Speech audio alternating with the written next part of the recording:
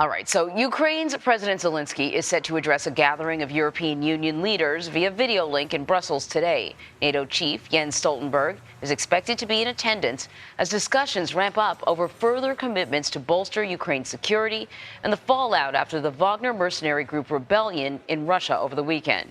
Meanwhile, yesterday in Russia, Vladimir Putin made a rare public appearance in the south of the country, where he met with a crowd of well-wishers in an apparent show of support.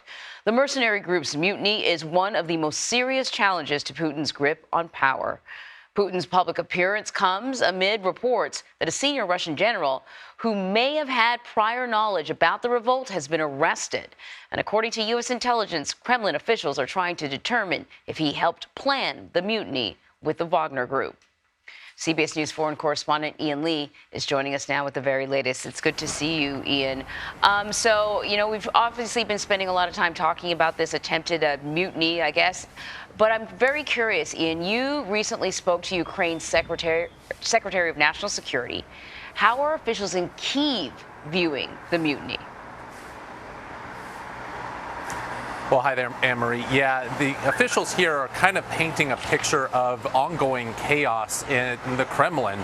Speaking with Oleksiy Danilov, he told me that this was a larger conspiracy than just one man, saying that there were 14 generals that were involved in this mutiny to go after Putin. Now, he said that the goal of the mutiny wasn't necessarily to overthrow Putin, but to diminish his image within Russia and within the international community. He says there were several goals of this mutiny, but the ultimate aim, he told me, is that these generals were hoping, or are still hoping, to get rid of Putin. The interesting thing that he told me was, when that mutiny was taking place, he said Yevgeny Prigozhin was able to get to Rostov very easily. Now, this is where Russia has their southern military headquarters. This is where they're persecuting that war in Ukraine, yet he was able to waltz right in to that headquarters without being challenged. And he says that is evidence that Prigozhin likely has generals, people in the military, people in the security service looking after him. So he believes that this is a larger conspiracy and that it may not be over with. Very interesting. That's actually a great point.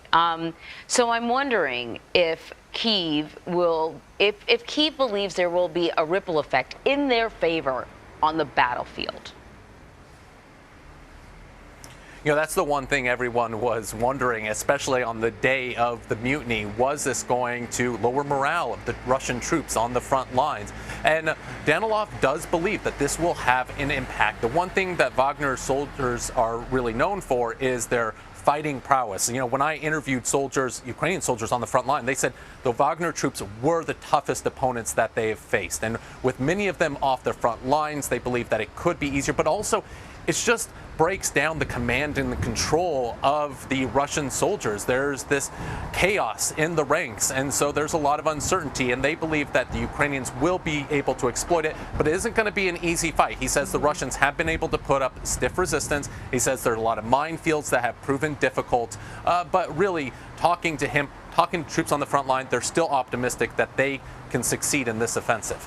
Certainly if there are issues within Vladimir Putin's ranks, it's clear that he's had to pivot and his attention is going into, his own generals. But thus far, the Ukrainian counteroffensive has not been wildly successful. It's been a slog. What was Danilov's assessment of what's going to happen next?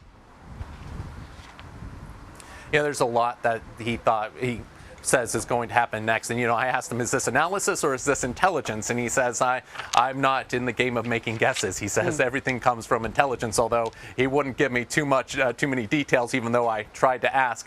But, moving forward, you've got to look at two different pictures. First off, you have what's going on in Russia. And he says there's really three options for Putin. The first option is a purge, which could possibly be happening right now. Anyone who took part in this mutiny, to get rid of them. The second option, he said, was that Putin may not do anything and that this mutiny could happen again. The third thing, which was interesting, and he actually wouldn't give us details. He says there's something else going on. He says it's secret right now, and that he can't tell us. Granted, all of this you got to take with a grain of salt. This is a man who is up against the Russians. He's definitely, it's in his interest to sow chaos in Russia, but we are seeing a lot of reports that are corroborating what he's saying. And then when it comes to what's happening in Ukraine, they do believe that this war is going to go well eventually. They are probing the front line. The defense minister says the main thrust hasn't happened yet. They do have a lot of Western weapons, but it really is trying to find that weakness in the front lines that they can eventually exploit. Anne-Marie?